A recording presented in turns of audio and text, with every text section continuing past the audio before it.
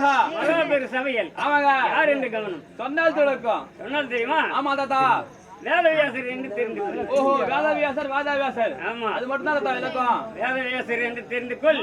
வேதவியாசர் என்றும்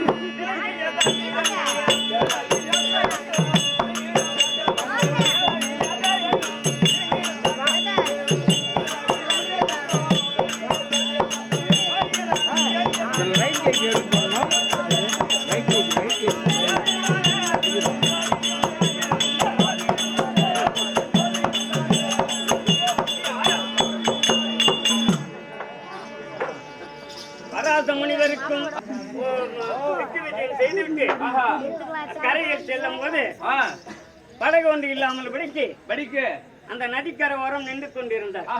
அந்த மீனவர் பெண்ணானவள் வந்து சாமி படகு ஒன்று இருக்கின்றது வாரும் என்று அழைத்தார். அப்போது அந்த படகில் செல்லும் போது அப்ப பரிமளகேந்தி என்ன சொன்னாள் என்றால், இன்னும் சாமி வானத்தை பார்க்கறியே என்று கேட்டார். இந்த வானத்திலே இருக்கக்கூடிய நட்சத்திரங்களோ ஒன்று கூடி நட்சத்திரமா இருக்கின்றது. அப்படி என்று சொன்ன உடனே இந்த பூமியில் ஆணும் பெண்ணும் சேர்ந்து கடவுளுக்கு சமமாக பிள்ளை பிறப்பான் என்று அப்படியானால் சாமி என்னை சேருவாய் என்று அழைத்தாள் மச்சகேந்தி. அப்படி அழைக்கும் போது புலால் வாசனை தாங்க முடியவில்லை.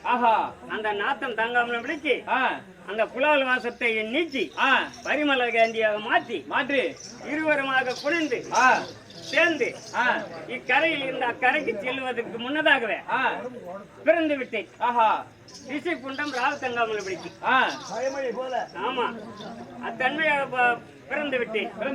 பிறந்த பிறகு நான் பராச முனிவர் முன்னாடி செல்லவும் நான் பின்னாடி செல்லவும் சிவபெருமானை கண்டேன். சிவபெருமானை கண்டு செப்பேடாக அமர்ந்துள்ளார். அந்த சமயத்தில் விநாயக பெருமானையும் கண்டேன். விநாயக பெருமானை கண்டு அந்த தந்தத்தை ஒடித்து எழுத்தாணியாக கொடுத்து விட்டு சிவபெருமான் இடத்துல கதை சொல்லவும் விநாயக பெருமான் எழுதவும் வேதவியாசர் எழுதிய பாரதம் நான் என்று வெளியே பாமர மக்கள் வெளியே ஆடிக்கொண்டிருக்கின்றனர். அவருங்கும் இந்தியா பெருங்காலை மதித்த